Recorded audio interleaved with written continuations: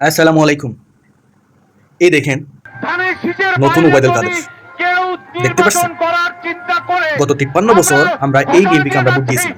কোন কেন্দ্রে অথচ কেউ এই এজেন্ট বিএনপি দিতে পারবে না। এখন চর ভাঙড়া ফরিদপুরের সকল তাদের পর্যায়ের প্রতিপক্ষের নেতৃবৃন্দ ভয়ে যে কিভাবে হুমকি দিচ্ছে জনগণকে, বিভাজন সৃষ্টি করতেছে জনগণের অন্তরে, ভয়ভীতি সৃষ্টি করতেছে জনগণের অন্তরে। নির্বাচনের আগেই যেভাবে হুমকি দিচ্ছে আওয়ামী লীগের মতো, যে আওয়ামী লীগ পালিয়ে গেছে, এখন সেই আওয়ামী লীগের সৎ ভাই এখনো বাংলাদেশে।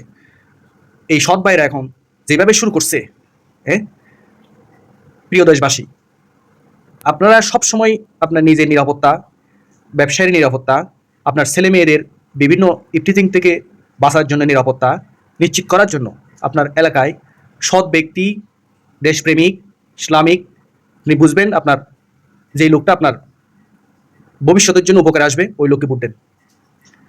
যারা হুমকি দেয়, যারা সমাজে বিশৃঙ্খলা সৃষ্টি করতে চায়, যারা সমাজে প্রতিপক্ষ হয়ে দাঁড়ায় আপনার বিপক্ষে, এদেরকে নির্বাচনের মাধ্যমে প্রতিহত করুন, এদের সমাজ থেকে বিতাড়িত করুন। আল্লাহ হাফেজ।